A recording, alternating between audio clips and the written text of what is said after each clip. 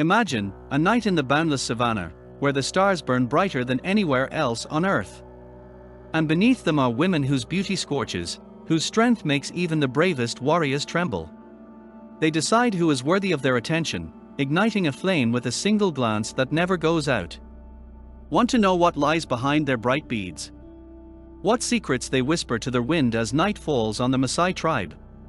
Then hold on tight, we will reveal a world where every encounter is a game, every dance is a challenge, and every woman is a mystery you will want to unravel. Don't look away until the very end, because such secrets are only missed once in a lifetime. In the Maasai villages, there is a custom as ancient as the savannah itself. A woman, the mistress of the house, can offer a guest a night full of secrets. Not every man is worthy of this, only the one she deems deserving. Her skin glistens with oils, her beads emphasize the curves of her neck, and her gaze, deep and commanding, decides the fate of the newcomer. Their husband steps aside, giving her the right to choose, for here she is the mistress, and her will is unbreakable. This is not just a tradition, but a ritual of power. She herself determines who will open the veil of night and who will remain in the shadows. It is said that such encounters leave a mark on a man's soul, the heat of her presence, the whisper of her breath under the stars. Young girls of the tribe learn this art from youth, watching the elders, adopting their confidence and ability to hold power in their hands. A night with her is not a coincidence, but a gift she bestows like a rare trophy, and only the chosen ones know what lies behind her calm smile.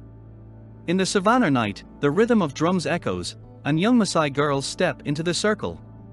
Their bodies, flexible and strong, are wrapped in bright fabrics, and the beads on their chest and waist jingle with every movement, like an echo of the earth. They dance, and every step is a challenge, every turn is a promise. Their eyes burn, catching the light of the fire, and their smiles hide a secret that cannot be guessed at first glance. Opposite them are young men, warriors of the tribe, jumping high as if trying to reach the stars, their muscles tense, and their hearts beating in time with the drums. This is not just a dance, it's an ancient game where girls choose whose jump is worthy of their attention.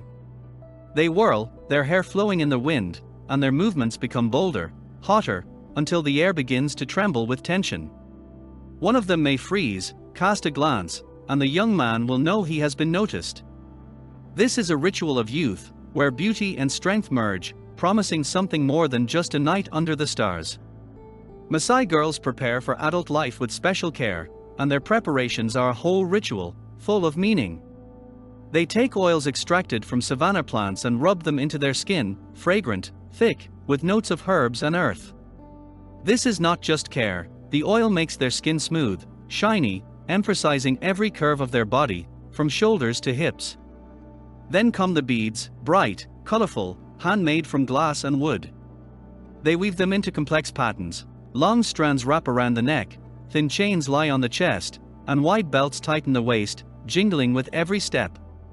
These decorations are not just beauty, but a sign of status. The more beads, the higher her position in the tribe. They braid their hair into tight braids, sometimes adding strands with beads so that they touch the face, teasing the wind. Hands and feet are also not left without attention. Bracelets and rings emphasize slenderness, and sometimes girls apply henna patterns, thin lines that run along the skin like a whisper of mystery. This process takes hours, and every detail is thought out, from the smell of the oil to the sound of the beads. When they come out to people, their appearance is mesmerizing. It's an embodiment of strength and attraction that cannot be resisted. Even in everyday life, they update their jewelry, maintaining this image, because for the Maasai, beauty is power, and power is life. For the Maasai, polygamy is not just a custom, but a foundation of life, where a man can take several wives, and each of them shares the warmth of the hearth, creating a complex but stable union. A woman in such a home is not a silent figure, but a bright star whose beauty and will keep everything in balance. She enters the family knowing that there are other chosen ones, but her place is determined not only by her husband's choice, she herself builds her role.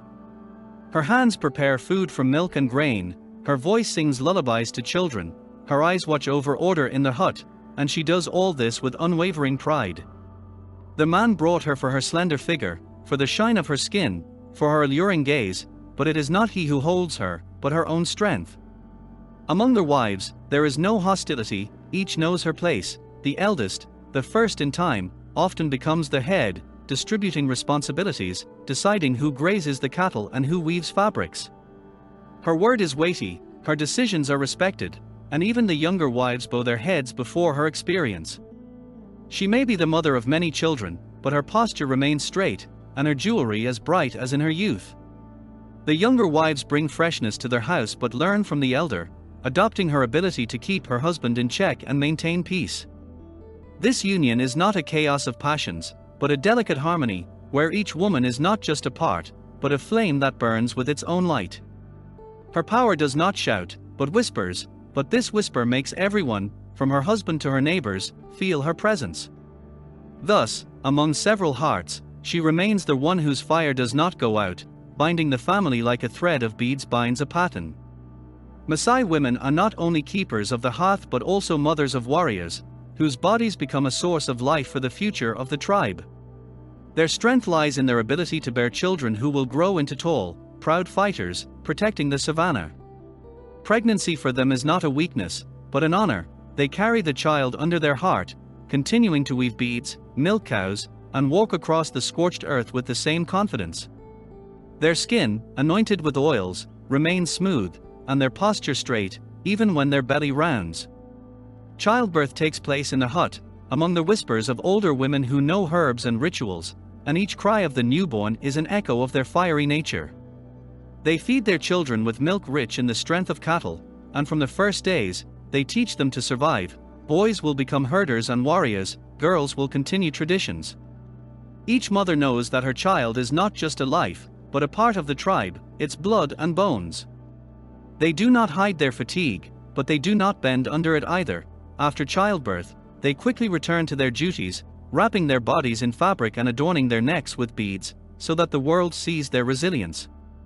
Their children inherit not only facial features but also this inner fire, the stubbornness that burns in their eyes, and the pride that sounds in their voice. Even in their mature years, these women remain fertile, bearing up to 10 children, and each of them is proof of their power. This is not just motherhood, it's a mystery, how their bodies, hardened by the sun and wind, create entire generations carrying the Maasai flame.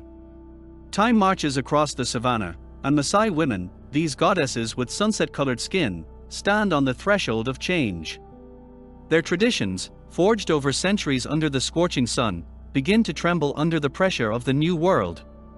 Cities grow closer, roads cut through the steppe, and young people increasingly look at phone screens rather than stars. Beads still jingle on their necks, but some girls now choose jeans instead of fabrics, and dances by the fire are replaced by music from speakers. Polygamy, once unbreakable, is receding. Many men take only one wife, and women increasingly speak about their rights, learning to read and count. Their children go to schools where they learn English and Kenyan laws, not just how to herd cattle and jump high. But the flame of their spirit does not go out so easily. Drums still sound in the villages, mothers give birth to warriors, and the gaze of older wives remains just as commanding. Will this fire that has burned in their hearts for centuries remain? Or will it become just an echo carried away by the savannah wind? The answer hides in the future, and it beckons like a mystery hidden behind their calm smiles. One thing is clear, these goddesses will not give up without a fight, and their story is not yet finished.